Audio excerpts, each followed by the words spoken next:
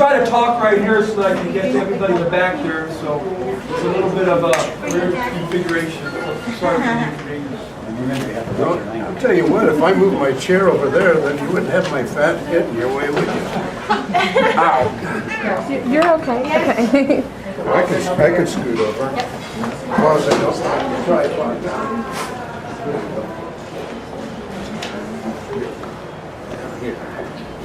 My name is Dan Tarkanian. I hope you guys know that because I'm running for the United States Senate in New York for the right event.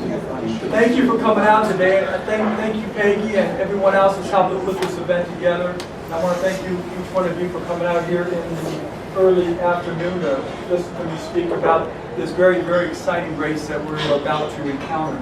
My wife Amy is over there in the back. I have my family with me. I have my children. They're signing people in.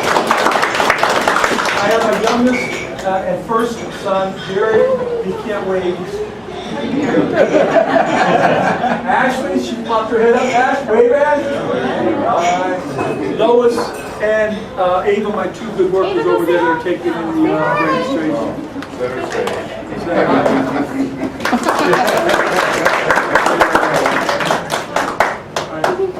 Okay, I'll give you a little bit of background about myself for those of you that don't know much about me. I was raised in Southern Nevada. My dad was a basketball. My dad was a basketball coach at UNLV, the Rebels, right? And when he moved to UNLV, I was 11 years old, and I lived there most of my life in Southern Nevada. I'm raising my 4 children, my wife there. I've had my whole career there. First, I was an attorney for 8 years. Then I started and now operate 2 small businesses.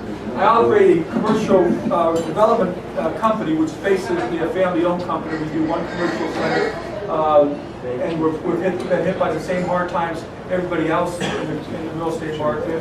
And I also have a nonprofit company that my brother and I run that works with the underprivileged children in a sports academy. So, hi, how's it going?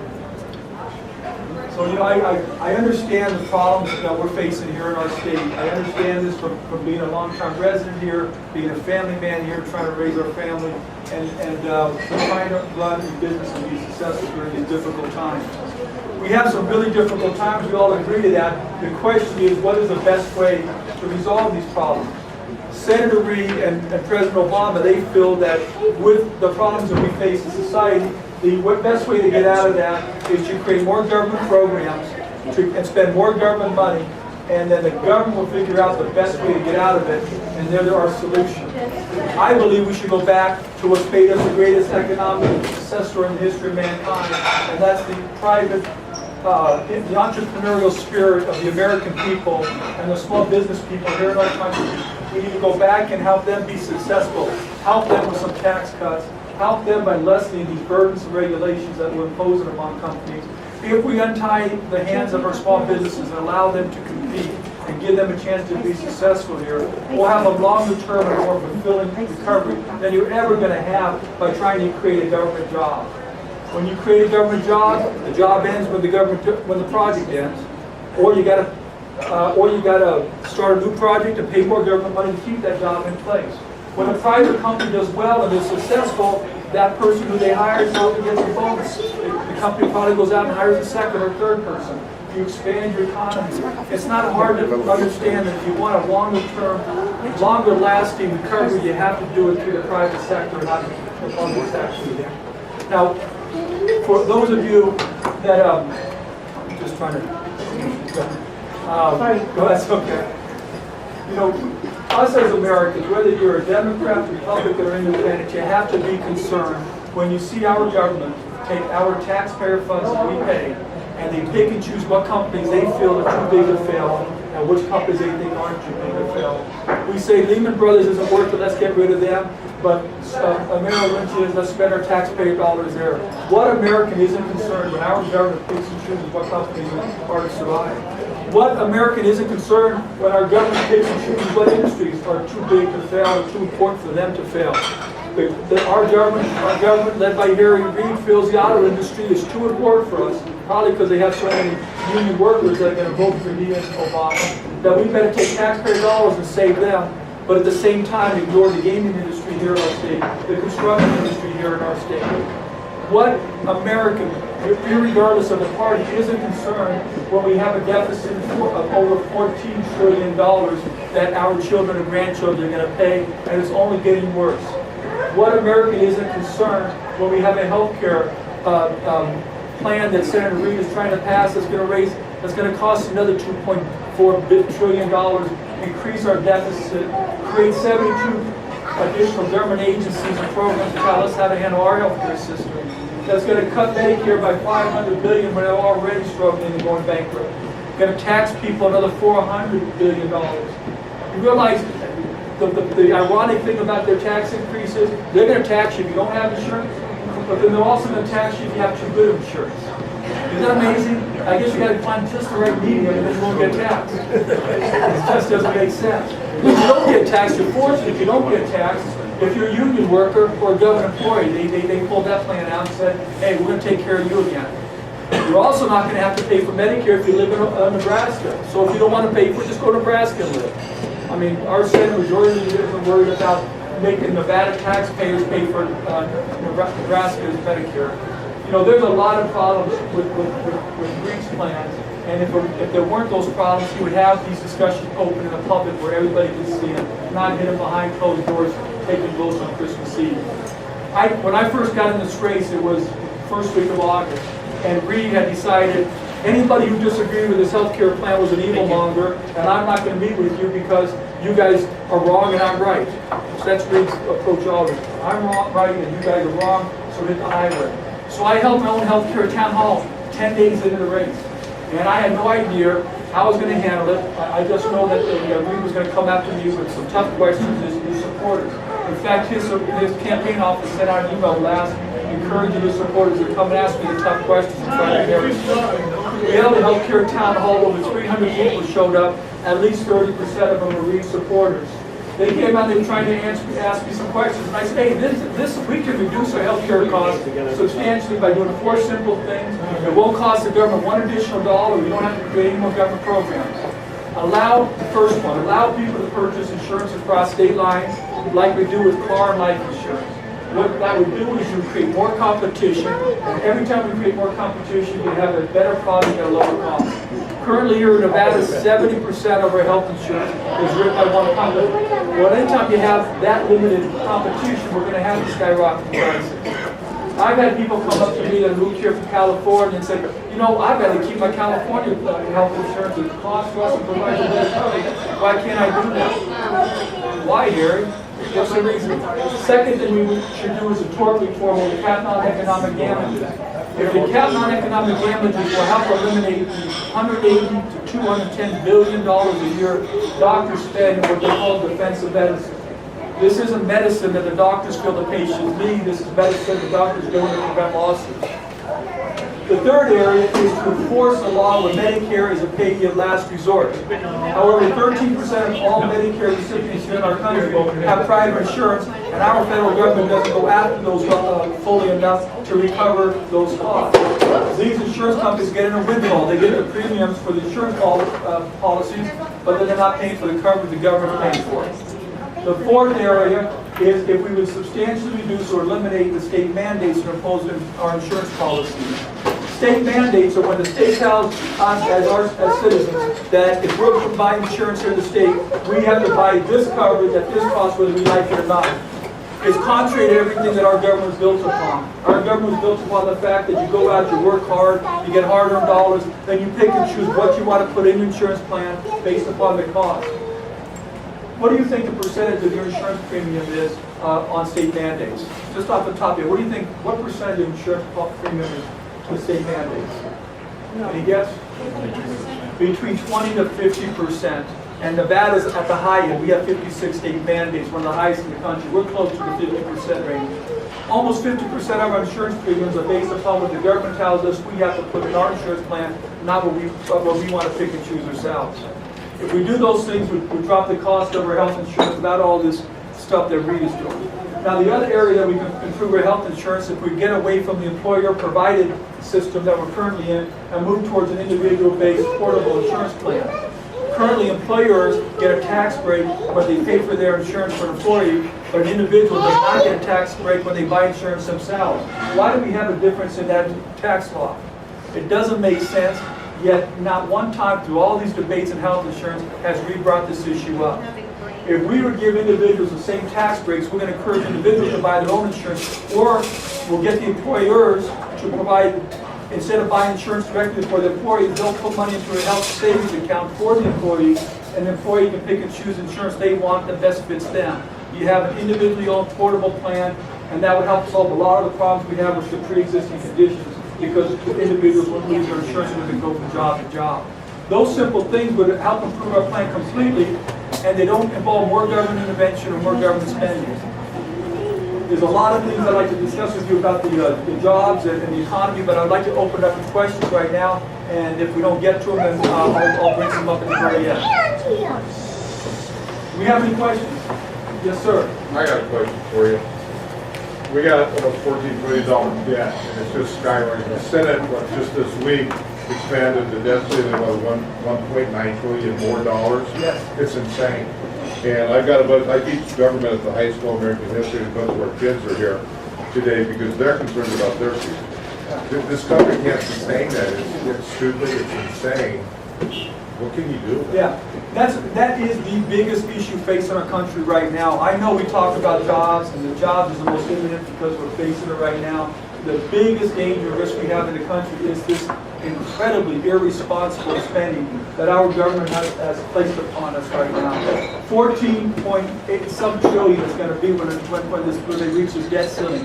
Our current GDP for the whole year in the United States is 14 trillion. Our debt is higher than everything we make in 1 year for the United States. It's incredible. It's ridiculous. The only way we're going to get out of this is either file bankruptcy as a country, which you're not going to do, or you devalue the dollar to such an extent that your dollar is going to be worth 20 or 30 cents on where to go. But if we do that, then everybody's retirement that we've worked all our life to build up goes nothing. You're absolutely right. So this is what happens when you have immoral and irresponsible spending, which is what this administration has done. This administration has taken a short-term approach. Hey, let's spend whatever we have to spend so we can look good, irresponsible of the price we're going to pay in the future. You're absolutely right. I didn't say it was the right approach. It's the wrong approach. What we should have done is we should never have agreed to any bailouts. Period. The bailouts were wrong. Now I've been asked this many times, almost every place I go, what's the difference between you and Sue Lowley? One of the key differences we have is, I think that all bailouts are wrong, and most importantly, the first one. The first one led to the second, that led to the third, that led to the fourth, and all it did was put a Band-Aid on a problem that now is festering and getting worse and worse and worse. Sue was quoted in the Nevada appeal as saying she wouldn't necessarily vote no against it because it's a hard decision. It's no hard decision.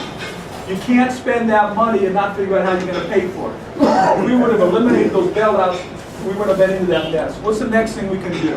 Well, we got to once start building up our economic activity. I'm going to talk about that for a second. But another area that's completely wrong that we can eliminate immediately is getting rid of all these pork projects that the federal government is involved in. Why would the federal government be involved in projects that state projects that are only helping people in the state?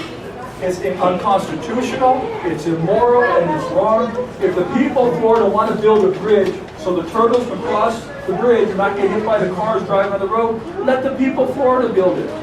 We shouldn't be paying for that here in Nevada and the other 49 states. I have come out, I'm completely against all pork. And you know what? I was asked this when we first got started. Well, don't you think, I should say, Harry Reid brings back 65 cents for every dollar we pay in taxes, and some people in the race say, we need to bring in more pork. We got to bring in our share. I think the answer to all this is let's eliminate pork across the board. And there is a movement in the Senate just like that. Senator Burr, Senator Corbin, Senator DeMint, they are out there leading the fight to get rid of this pork, and I want to stand there shoulder to shoulder with them and get it eliminated. That's another area that distinguishes me from my opponents. The next area that you can do to help bring down the deficit is somehow try to get the economy going again. And there's a number of issues that we could talk about with that. I'm going to come out with my economic plan that's going to talk about stimulating the economy. And without getting too much into it, it's basically going to be this. We need to encourage consumption spending.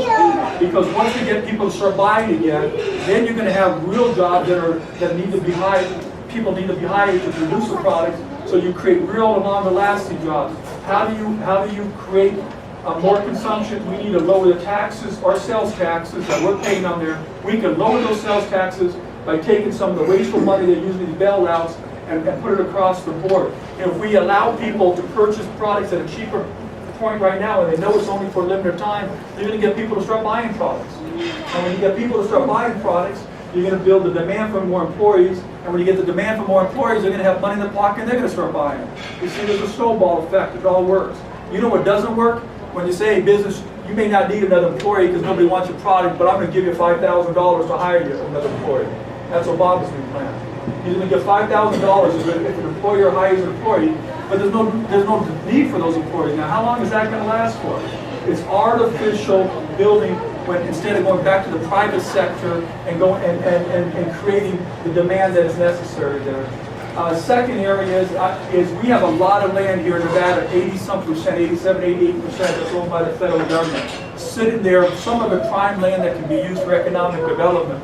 Part of our plan is we're going to go back and work with other states that have a lot of this federal land and demand that the federal government release it back to us here in Nevada. Let us use it. It's our land. It's in our state. Let us use it so we can create new jobs and new industries.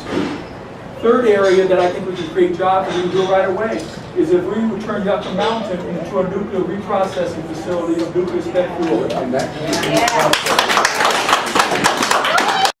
You know, one of the things Reed talks about that he's so proud of is that after we spend 10, 20, 30 billion dollars on Yucca Mountain, he's closing down. It doesn't matter that we wasted all that money. Why don't we get creative?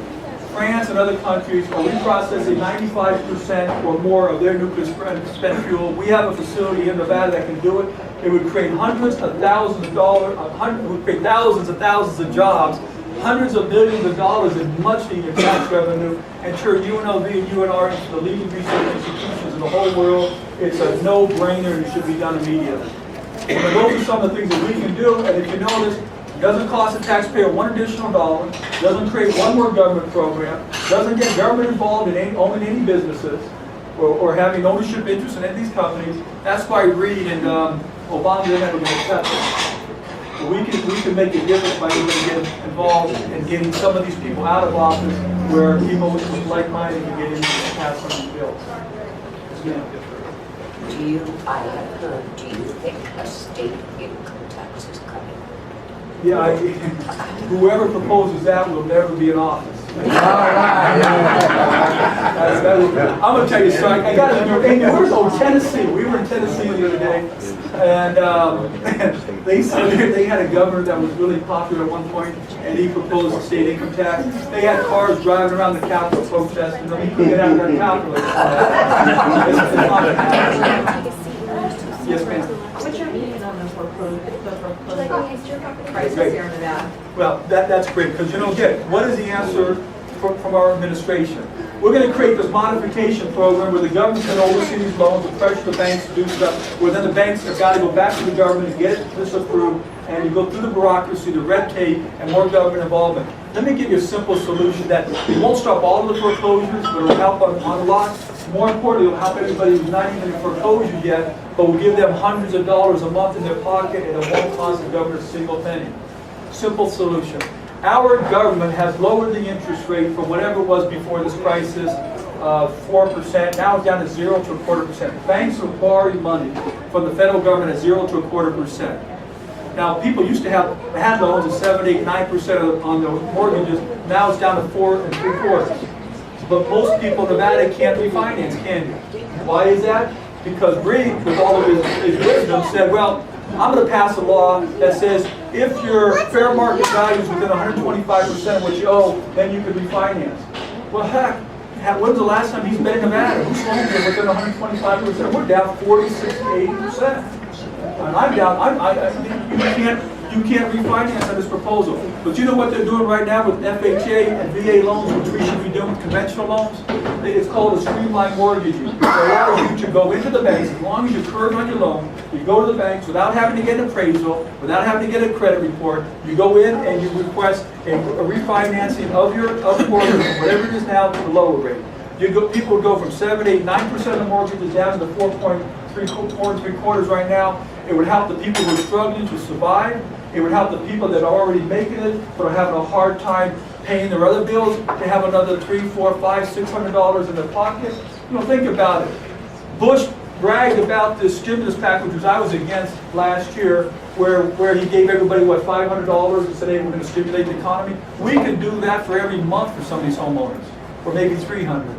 And it doesn't cost the taxpayer any more money, doesn't create another government program. It goes back to the market approach. It's common sense. And to be quite honest with you, this was proposed to Reed 9 months ago, and he basically threw the lady out of his office, or his staff. Yes. I didn't bring my teleprompter. Well, you can't speak here. Do you mind if I read it? Do you mind if I read the Of course question? not, yeah. What is your assessment of the status of our national security now that Obama is closing Guantanamo? It has stopped all enhanced interrogation, intends to try terrorists in criminal justice courts and not in military commissions, and is housing the trials on U.S. soil, or intends to. He intends to prosecute CIA interrogators and Justice Department lawyers for legal interrogating methods during the Bush administration that Obama's administration now claims to be unlawful. With every single thing you said, I'm totally against it. We have to get, we are at a state of war right now, as Bush said after the 2001 terrorist acts. We have to treat these people as they are war criminals. That we should not be coddling these people and giving them rights that we provide our citizens. It's wrong, we need to go after them. I'm in favor of enhanced interrogation. I'm in favor of whatever it takes for our intelligence.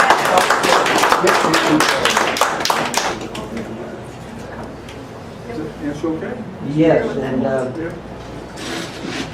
yes or no, our nation is in more danger as a result of... It's absolutely more dangerous. You can see it. I mean, you see what's already happened in the first year of Obama's presidency with Fort Hood. I mean, again, we're gonna make excuses for this guy, and we try to psychoanalyze why he did this when we know why he did it, and we're gonna coddle the guy, and then we're gonna get the guy who wants to blow up an airline and kill all those people, and we're gonna read him the Miranda rights. Right now, we have no way of knowing what they're up to. No, we don't. No, we don't. Hey, whatever you want to say about Bush, I mean, there's some things he did that were great, some things he did that were bad. The one thing he did that I don't see how anybody can disagree with is we never had another terrorist act on our soil in 7 years. Right.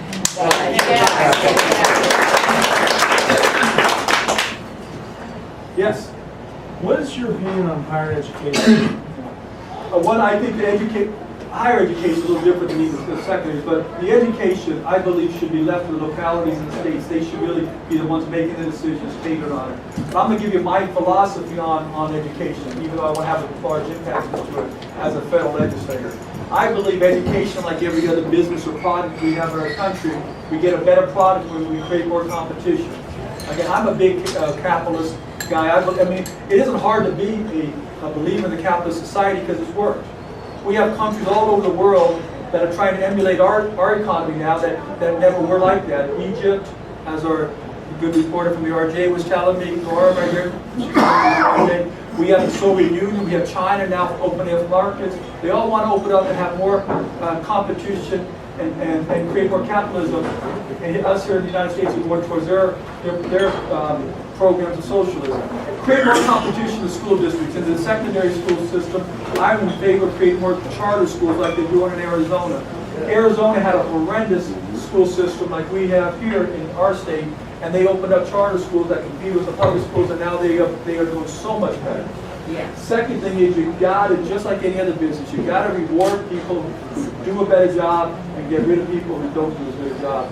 It's ridiculous that we say we're going to pay all teachers the same based upon how long they teach, irrespective of how well they teach. You got to have some type of merit in it, or it's one of the few businesses in the country that we don't. Now I know there's some people in opposition to that, and I certainly respect their opinions. My mother's been a school teacher for a long time, and my sister, and sometimes they fight with me and on those issues. But what you're going to see from me today is I'm going to give you what my true convictions are, what I really believe. And you probably aren't going to agree with 100%. If you agree with me 90%, I'll be happy, but at least you'll know 100% of the time I'm telling you what I believe. Yes. What about everything the federal government does for Nevada ends up having some kind of an unfunded mandate attached to it. Maybe this animal's too big to slay, but you know, how would you look at anything that comes to Nevada not having a tail on it? It's going to end up like our unemployment insurance. We're going to end up paying for that for years down the road, and then you keep doubling it and tripling it and extending it and all kinds of stuff. I don't think the federal government should ever impose upon a state unfunded mandates. I'm against all those. But that goes back to my general philosophy in not only the federal government, but each of our governments. I believe our government was created to do a few specific things, and we should do those few specific things and do them great. On the federal level, they're different than the state, they're different than the local level. I don't believe the federal government or any other government should be trying to solve all the social ills, which is what we're trying to do right now. My father, when he was a basketball coach, he used to say, I wanted my team to do one or two things and they would do them great. And I love to play against a team that try to do 5 or 6 things because they can't do any of them well. They spread out their resources. That's what we're doing with the government, though. It is sort of funny, but look what we're doing. We have a government that's supposed to do, you know, whatever the handful of things, we should be doing them great. But every time there's a new social problem, we try to have government be the answer to it, but we don't do anything well. We're doing everything poorly. We should get out of that business, or let, whether it's a state issue, the state do it, or locality issue, the county or city. Yes, we're going to go back and forth, but go ahead. How can you unite the state so that we're proud to have a politician from the southern section, where we seem to be at war continually, and we really would like fair representation across the board?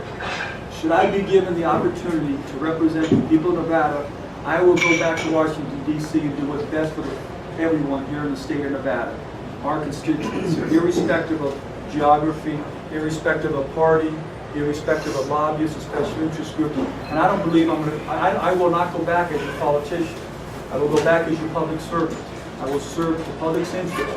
And we're not going to have 100% agreement on everything in the public, but what the public desires and they want, I'm going to try to go back and fulfill their desires. That's what you were elected for. And I'm not just elected as a southern representative, I'm elected as a full state representative. I can tell you, I was raised in southern Nevada, and I never felt like we should ignore the north part and any one part of our state or our interest. My father, when he won the national championship in 1990, the first thing he said on TV is, "This is a great day for the state of Nevada." For the whole state was so proud to represent you. And just because they were from UNLV in southern Nevada, he felt that we represented the whole state. I certainly will as a... They were the best team. Yeah, good answer. How do you feel about Congressman getting a 100% retirement after one? You know, it's really hard to understand. It's not hard. It's easy to understand why people are so skeptical about our public servants, actually the politicians, when they do these things. These politicians make decisions like this. They get 100% retirement when nobody else does. They get their health care plan that they're not going to get taxed upon, nor do they have to do the same one that the government would pass. I mean, we go on one instance after another where the people who are representing us want to be treated differently than the people that represent them. And I believe that's wrong. Yeah, question. It's wrong. It is wrong. What can you do about securing the borders and preventing illegals coming in and bringing their drugs? We have the beginning to the answers, which every single Republican candidate you talk to will tell you, is we need to secure the borders, build a fence, try to prevent people from coming over. But if you really want to solve the problem, you take away the incentive of why people are coming here illegally. There is no, and all we have to do is enforce the laws that we have. Our laws say you are not entitled to public funded education if you're not a citizen of our country.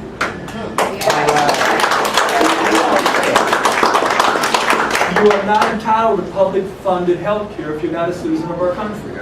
And any employer who wants to entice somebody to come across the country illegally to work for them should pay a heavy fine that will be more than they're getting in saving the cost of business. Now, the answer, we can solve a lot of the problems that we have, because you know what's the answer from all these other people? Is that, well, we need a job, which right now we certainly don't. The workers for jobs, we really don't. But if we really need workers to come across and do jobs, why don't we just change the INS rules to provide more work hours, people can go over for a limited period of time. Program. Exactly. We already have it. It's such a simple answer to all this, but what's happened is this has got to be a political debate. The Democrats want these votes, so they're willing to sell their souls, to turn their heads on illegal activity in our state, violate their oath of office, just so they can get these votes. Yes. What about the illegal aliens being entitled to Social Security? Yeah. If you're not a citizen here, you're not entitled to Social Security, and they should not be provided. Yes, sir. How do you feel about term limits, so we don't have career politics? You know, what's really great here, you can just tell the mood of our state, because virtually every single one of these questions, I've got it every single place I stop at. Term limits is another one. Let me tell you about term limits. As a public servant, and I'm serving your interests, if the public wants term limits, I'm all in favor for it, and I will go back to Washington and push for that. Term limits have good and they have bad. The good is you get a public official in office who abuses his power. People want him out of office, but he's too powerful, too entrenched, and has too much money, you can't get rid of him. Sort of like what we're doing right now. But the other problem with term limits is this, and if you're gonna want this, you've got to open your eyes to it. You're gonna have federal legislators that are involved with our national security and our war on terrorism and all those other pressing issues. But you want a lot of people back there making these decisions that don't have the experience in it. So you got to weigh those balances. I will tell you that if the public wants term limits, when I am elected, I will serve your interests. How many for 12 months? I gotta get a month tendency over there. Yes, sir. A lot of us believe that the basic freedoms that we enjoy are due to the heroic sacrifices of our men and women in the armed services over generations. Do you have any ideas of what we can do to better serve our veterans now? I'll tell you one thing. There shouldn't be anybody who disagrees with that statement. We have the lifestyle we have because of the sacrifices of our veterans. And we should be taking care of them with all of our resources. Why are we giving Social Security, health care, education to people who are in our country illegally, but we're not providing health care, sufficient health care for our veterans? Why are we sending money overseas to help other countries when our veterans who are fought to keep us safe aren't being taken care of? I will be a very strong proponent of veterans' rights. I fortunately never had to serve, and I'm surely I've done my best every day. But because of that, I'm much more indebted to them and grateful. Sir, where do you stand on the Second Amendment? Great question. Now, I have been a lifetime member of the Second Amendment, lifetime member of the NRA. I'm a full supporter of the Second Amendment. In this race, you are going to hear, because my opponent, Sue Loudon, is already trying to attack me on this. When I ran for the last election, a paid consultant for Sue Loudon right now, who was my volunteer at the time, went out and asked the Brady organization to do an auto call for me endorsing me. This paid consultant for Sue Loudon has acknowledged in the newspaper that I had no knowledge of that, nor did I consent to it. And it was something that he did without my permission. I certainly understand the concerns people have when you hear that.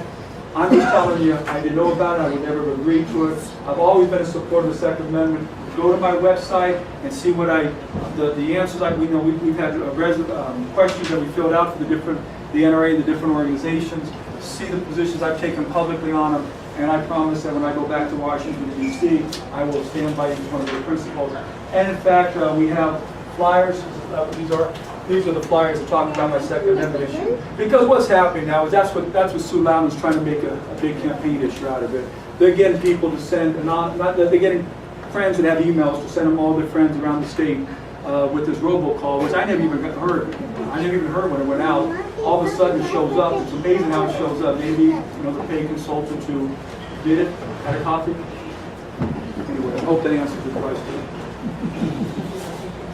Anything else, please? How about the Republican Party there? Are you going to have backing, or they? I realize the whole state is Republican Party is screwed up. Yeah, and I know Sue Loudon was part of that problem, and then having middle of it. Yeah, let me Yeah, tell you I mean, that's what I see in the Republican Party. She sounds good, but I mean, being so jumbled up, if you get a little ahead, are they gonna back you? Or are you gonna back them if you get behind? That's what I'm... Okay, let me get to the first. We do have problems in the Republican Party. There's a severe rift within the party. There's no doubt about it. Not only are we bankrupt without an executive director in the office, and I'm not going to hold Sue responsible for all that. It's been tough raising money during this tough time. She was the chairperson of the party during this time, but she said, rightly so, that all states have had problems. But the convention last year, where they stopped counting the ballots of the delegates, was wrong. I said it was wrong at the time, and it created a huge rift within the party. Now, that being said, we all have one thing in common, and that is, I'm talking about the Republican Party, and that is to get Reid out of office. Fortunately, for a party that is divided as we are, there's one thing that can bring everybody together united, and that is to beat Reid. And I got into this race in August. I was the first candidate that had any chance of beating Reid that formally announced. And since that time, there's been 12 polls that have come out, and I'm beating Reid in every single poll outside the margin of error. I'm the only candidate beating him outside the margin of error on every single poll. The best thing about that is in the last 2 polls, I'm beating Reid by 14 and 12%, the highest anybody's beaten Reid in any poll. And it's getting worse the more Reid runs his TV ads. I have a producer friend of mine in the movies. He said Reid's like a bad trailer. He keeps playing these ads about himself. The more people see it, the more they don't like him. And they're not going to go watch the movie. So the poll numbers are going up for me. When Sue got in the race, she was ahead in the early polls by 2%. And since then, the next poll had her up by 1. The last poll had me up 2. It's going to be a very spirited campaign, but there's some differences between the two of us. I believe the more I can get out and talk to people and explain my positions, I'm going to do better. Whoever wins the primary will support whoever loses the primary. No. Whoever loses the primary will support. We gotta do better than that. Yes. You support enough? I had one mix up the other day that We'll allow it. whoever wins the primary, the other candidates are going to all support them because, as I mentioned, we all want to see Reid beat, and we're going to support them. I made this promise. Sue has made this promise. Although and some other candidates have, we're not going to attack any person personally. You're not going to ever hear a personal attack from me on another candidate in the race. You will hear from me differences of our political philosophy. I am in favor of eliminating all pork from the federal government. Sue is on record saying she thinks we need to bring more pork in the state. In fact, that's one reason why Reid's not performing for us. I am absolutely against the bailouts. I think the first bailout and every other bailout was wrong. Sue is on record of defending the first bailout. I mean, these aren't personal attacks. These are political philosophies and differences. I don't think we should be taxing anymore. And in fact, as Sue, as a state representative, she voted on a tax on each employee that employer hires. Those are political differences. I would never vote on a tax for each individual employee. The only way you can get a tax cut then is to fire an employee. I mean, it just doesn't make sense. Now, those aren't personal attacks. Those are political differences, and you can't expect to run a race without distinguishing yourself from the other side. Now, Sue has the same opportunity. If she thinks I'm wrong on issues, she has a right to talk about my positions on any political issues. And I expect that from her in this race, as Sharon Angle or anybody else. Yes, sir. Yeah, are you familiar with the BRAC program, base realignment and closure program? I retired from the Air Guard up here after 37 years, and every 4 or 5 years they come through, and we've got to justify our existence, or they're going to close us. And if you aren't familiar with it, I think that's something that when you get there, you need to look at that. They pay lip service to being behind the military, and then they close bases all over the place. We're looking at Hawthorne closing again. We're looking at Furlong and the one up north. Every couple of years they come back up for closure.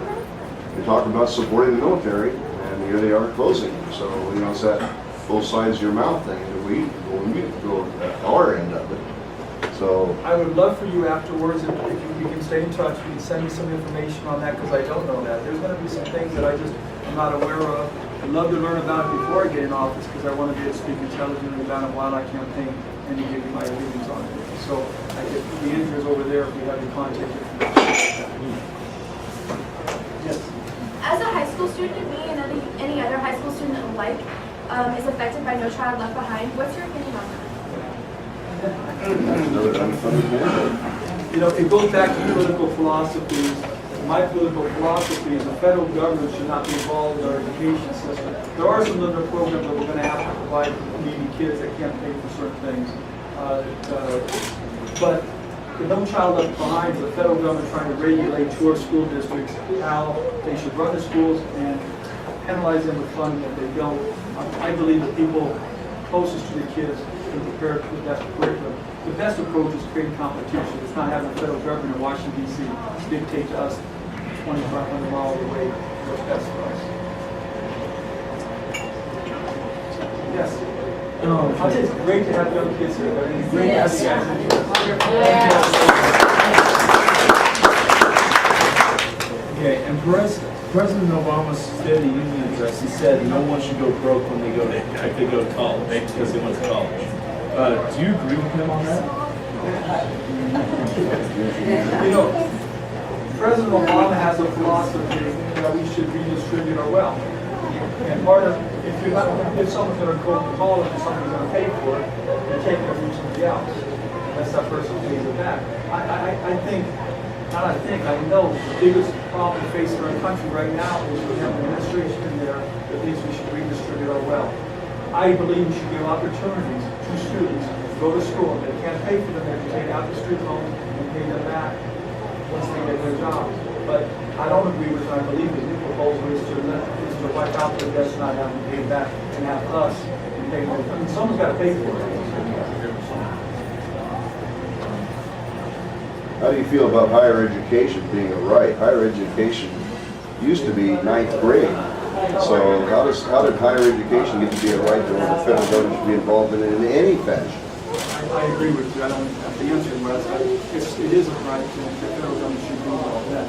I think it's not really a right. You're saying now Obama's saying it should be a right. We should be There's a lot of things Obama said on the State of the Union address, which are a little bit hard to understand. You know, he says that we're out of this recession. I wanted to know if it was back east countries. Where's Nevada out of it? He didn't mention Nevada. He said, you know, we got to put our primary focus on jobs. Now, why did it take him a year to figure that one out? Then he says the primary focus has to be on jobs, but then he goes on and tells us we need to pass health care, we need to pass cap and trade, we need to do all these other things that are going to destroy jobs. You know, quite frankly, his speaker is quite frightening. Yes? Is it true that it was Harry Reid that encouraged Obama to run for president?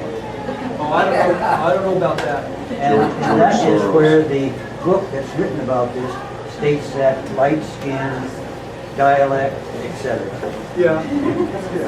You don't know. Well, according to the book and what they're saying now, yes. I have no idea what they were doing behind closed doors.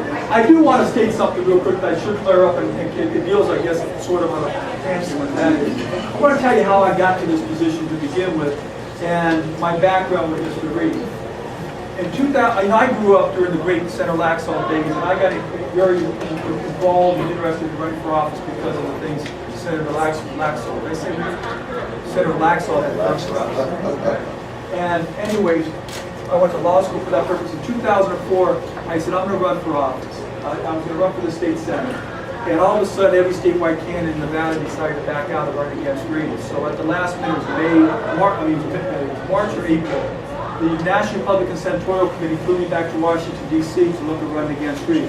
My wife and I went back there and met with Senator Allen. By the time our plane landed, I was driving home, I had a call from one person, and then I met with the person the next day. And these two guys told me, you have no idea what you did. Reid is so mad that you'll go back there and think about running against him. He's going to destroy you. He's going to destroy your character. Your political career is over. And I said, I'm thinking to myself, what is this guy going to do? I'm not worried about what I was so naive at the time.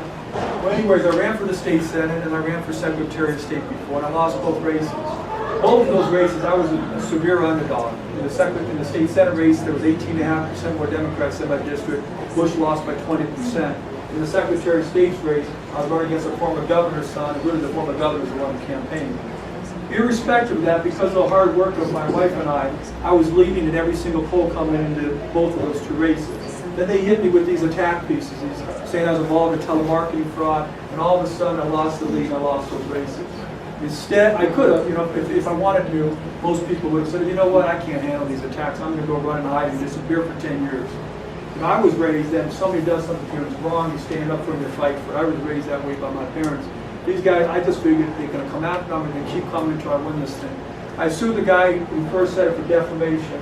And during our trial, I learned that Harry Reid's op research guy, a guy named Cooper, Harry Reid's op researcher, was the one who created all these allegations that were not only lies, but defamatory. At the trial this past July, the only witness they had against me was Reid, Harry Reid's own son. Despite all that, I won my understanding, the first and only defamation lawsuit by a public official in the state of Nevada. I won a unanimous verdict in all 3 counts. Kind of sounds like Sarah Palin, doesn't it? She hasn't won a defamation one yet, but there's But she's been charged for everything from... Oh, yeah. I've never seen anybody get beat up more wrongly than she has. But the point I'm making is, when you're thinking about picking someone to run against Reid, you better have someone who's going to stand up to him, who can fight the attacks that he's going to attack on somebody, but you know he's going to come after him. I not only stood up to him, I fought him, I won, I'm ready for him in June. He's going to come after me again, I have no doubt about it. We'll survive, we'll win the race. I just need you to give me the opportunity to represent you.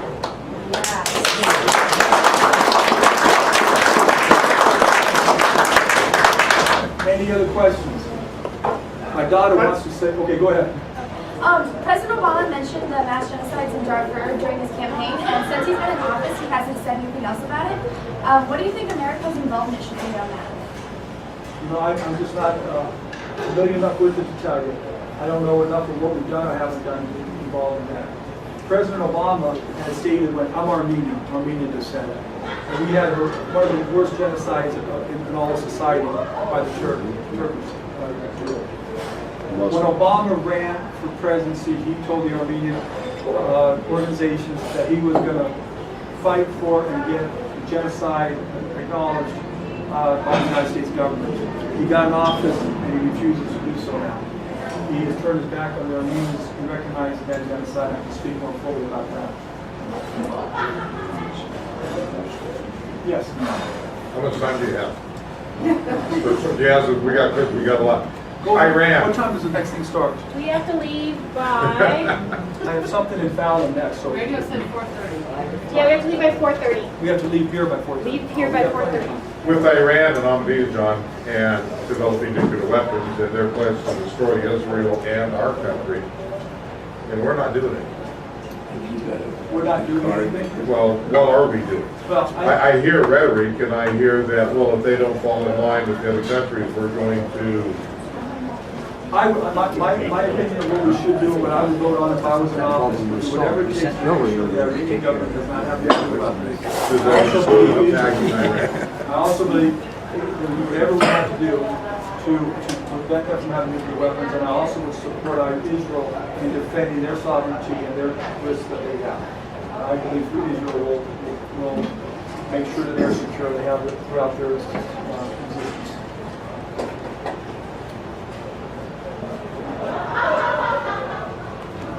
Hey, come here, Lois. My daughter, she has this little joke she loves to tell. She wants This is his card. We said this Tark spoke wanted to be able to get more information. at the first Boulder City Republican Women's Club, and all the candidates were there. The first time we all spoke, and we were all thinking, God, we're going to get great write-ups. We all thought we did such a wonderful job. After we had this event, John Rawlson said, the person who stole the show was Lois Tarkanian. Don't steal the show this time, Lois. All right. Lois, how long does it take Harry Reid to change the light bulb? It doesn't matter, because he will never see the light. If you can't show him the light, let's show him the door.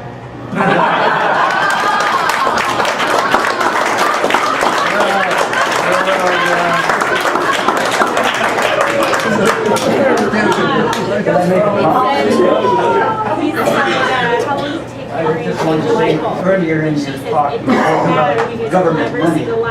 Isn't it taxpayers' money? Yes, absolutely. Okay. Did I say government's money? I'll be very more careful. I would like to close with this, all right? I believe I am finishing Ronald Reagan's final campaign. In 1986, Ronald Reagan came back to Nevada, and he asked the people for Nevada to vote for him one final time by voting against a tax and spend liberal named Harry Reid. 24 years ago, Ronald Reagan knew how Reid was bad for Nevadans. 24 years later, I am confident that I'm going to help the Gipper win his. I'm going to win the last one for the Gipper. I see that. All right.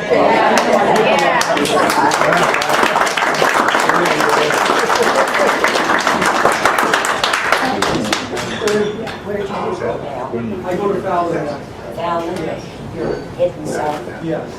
And then we head north. And we head east. Okay, because we are a small town, but Let me ask you one last thing too before you leave. For those of you that would be kind enough to support me in my race, and I know you all have to look at the different candidates and feel who is best to choose. If you are willing to support me, please help go out, talk to your friends, talk to your families, put out a good word. If anybody wants to meet with me, you want to set up a meet and greet with 10, 12, 15 people, I would love to come by and talk with them and meet with them. My opponent will have more money than I. She will start TV ads. She will get her message across that way. I can get my message across by meeting people and having people support me with the grassroots effort. We have a great grassroots campaign going on. Andrew is in charge of it. And if you're willing to do so, please work with Andrew, and we'll stay in touch with you so we can meet with you wherever you have. Thank you. And if anybody is not a Republican here and wants to vote Republican primary, we have voter registration forms they can switch over. Excuse me? Oh, we are also, because every place I go, people ask me, what's the difference between your race, your position, and your opponent's position? Our campaign is going to make a proposal that to each of the counties in the state, the Republican Party county, that we should have a debate in each county as a fundraiser for the Republican Party to help raise money for voter registration. Our campaign, myself, I promise to come to each county for the debate if the county will so hold it. I would assume the other candidates will too. Hopefully you'll get a chance to hear all of us debate and make up your mind on who you believe is best to represent you. When's the next Reno stop scheduled? I come up to Reno almost every week, and I go to a variety of things. I come up to Lyon County Saturday, I know that's because we go to Lincoln Day dinner. I'm in the Fallon Lincoln Day dinner. February 6th is the Lincoln Day dinner, Casino West in Barrington. So you're going to Yeah, I'm going to that. Yeah, but I want everybody to know. Okay, February 6th at the... 5:30 at Casino West in Barrington is the Lincoln Day dinner. It costs $30 a person.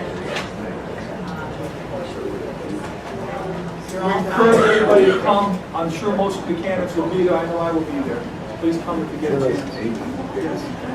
We're having a bit of a party to celebrate the demolition of the Mapes Sunday. There's going to be a lot of people there. It was covered well in the local rag, the RGJ. In any case, if you're even close, that might be a great place to show up and have a fistful of these great blue sticks. I tell you, I can't make that event because we are traveling all the way around the state, and we don't get back till like 11 o'clock at night on Sunday.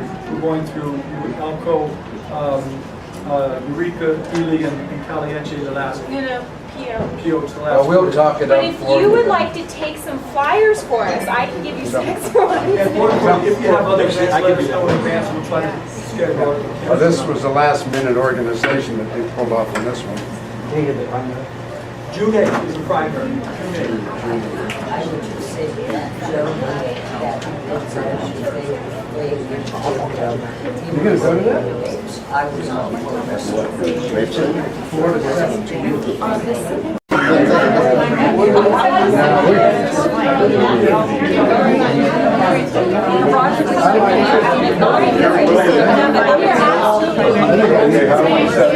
I will give you a call.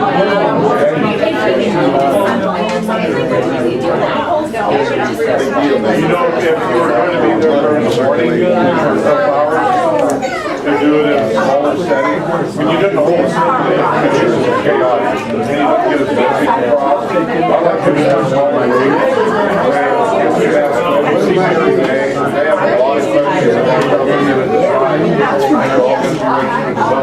Sounds great.